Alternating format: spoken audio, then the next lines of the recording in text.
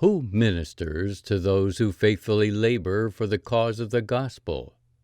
After the effort and emotion of a Lord's Day gives way to yet another Monday, and the demands of daily life resurface, how can the church best support and encourage these faithful servants? The wisdom of the General Assembly in creating the Committee on Ministerial Care was, yes, they needed somebody to care for the retirement program of the church, and yes, they needed someone to care for the Obadiah Fund. But more than that, they saw the needs of a minister which were much more diverse, much broader. And so in order to care for the ministers in a more comprehensive way, the committee was formed in that they could work with the presbyteries and with the local sessions to create resources, things that could be used across the denomination and provide ministers that more holistic care that was needed.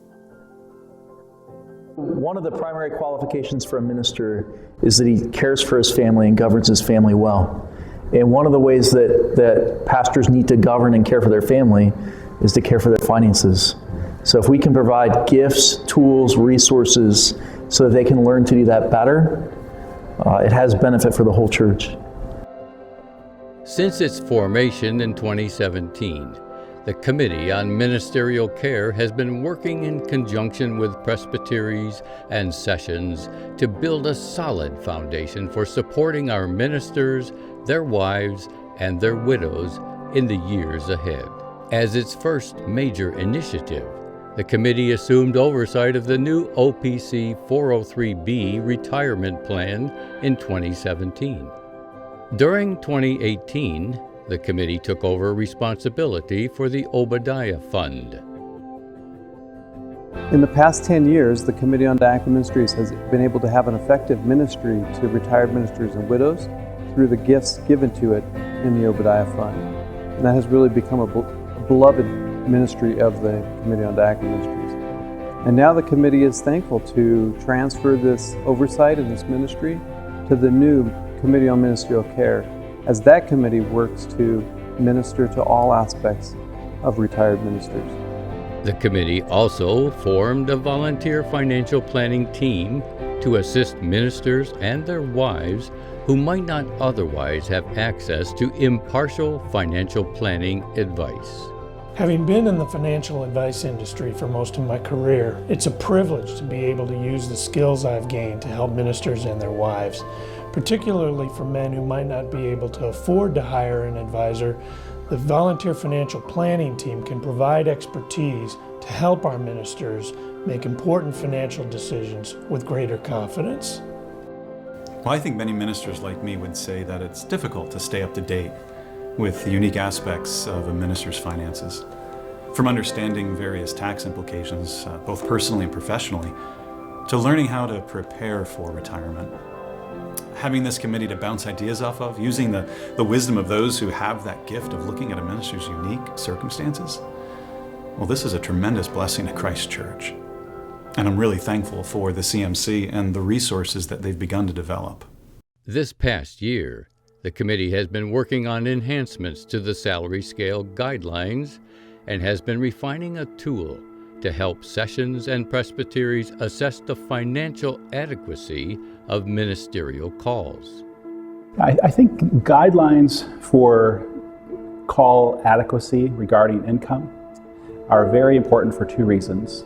Number one, it really can remove the tension between a minister and his session, a minister and his congregation.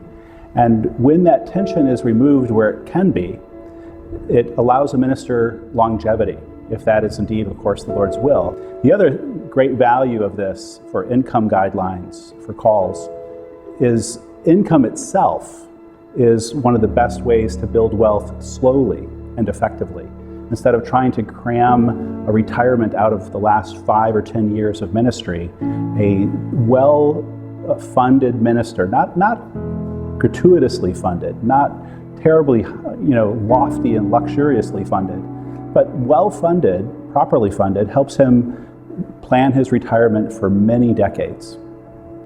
In October 2018, the committee began hosting quarterly webinars on a variety of topics for ministers and their wives. Most recently, Reverend Lendell Smith interviewed Dr. Lindsay Fickert and Reverend John Fickert on coping with the challenges of ministry. I think what I would say about emotional intelligence would be, to the degree that you grow in your own emotional awareness and can attend to it, the case I would make that then you will grow in your ability to attune to other people's. And that's what we mean by emotional intelligence, is being able to attune to not only to your own emotions, but to someone else's. And respond appropriately. And respond appropriately. And then where that goes from there, I think one of the cases we would want to make today is the better you get at self-care, the better you're going to be in pastoral ministry. While the committee is grateful for the progress God has granted it so far, there is much yet to be done. Areas that the committee has identified for future consideration include providing resources to facilitate sabbaticals and addressing the large number of our ministers who are approaching retirement age. We hope to develop and share best practices regarding such matters as health insurance, Social Security participation, and use of the minister's housing allowance. We see a need for identifying counseling resources for our ministers, and we have an ongoing concern for the diaconal needs of our ministers, and especially their widows. The work which the General Assembly has entrusted to the Committee on Ministerial Care is both exciting and daunting. Who is sufficient to these things? And yet we move ahead in faith and with gratitude for your support of this important work. If you are a member of a local Orthodox Presbyterian congregation, please pray for this committee and join us by supporting your local pastor. Having spent many years in pastoral ministry, I can assure you that few things mean more to a pastor and his wife than the encouragement he receives from his own flock. If you are a minister of the gospel, we are eager to hear from you. We are here to assist you with support, resources, and encouragement as you seek to fulfill your important calling to the glory of God.